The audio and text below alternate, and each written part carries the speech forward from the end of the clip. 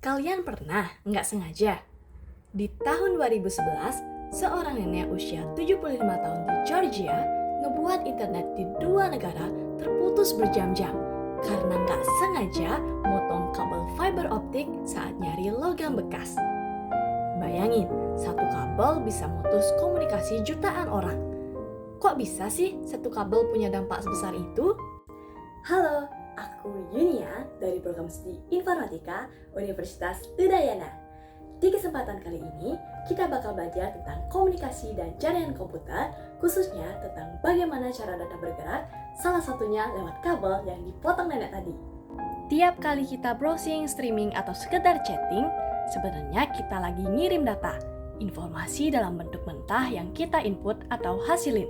Nah, kumpulan pertukaran data inilah yang membentuk internet, sebuah jaringan raksasa yang menghubungkan perangkat di seluruh dunia.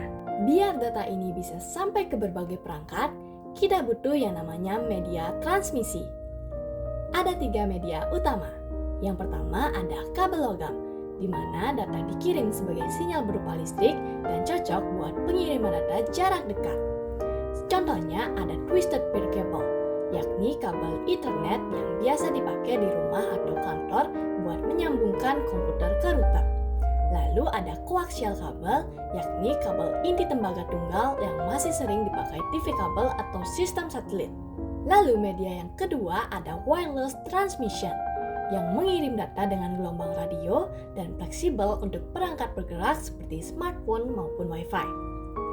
Nah, yang ketiga ada media fiber optik, yang mengirim data dengan cahaya di dalam serat kaca atau plastik. Kabel ini bisa panjang banget dan biasanya ditanam di dalam tanah atau di dasar laut untuk menghubungkan internet antar kota bahkan antar negara sehingga mampu menempuh jarak sangat jauh dengan kecepatan tinggi. Nah, kabel fiber optik yang dipotong nenek tadi bukan kabel biasa, tapi salah satu jalur utama yang menyalurkan sebagian besar lalu lintas data, mulai dari browsing, email, video call, sampai transaksi bisnis. Oleh karenanya, pas putus, komunikasi digital di dua negara bisa langsung lumpuh. Dari kasus ini, kita tahu bahwa internet yang kita gunakan sehari-hari bergantung pada media transmisi yang menghubungkan antara jarak dekat hingga antar negara. Sekarang coba bayangin, gimana kalau yang terganggu itu kabel logam atau jaringan wireless? Dampaknya bakal sebesar fiber optik ya? Coba tulis pendapatmu.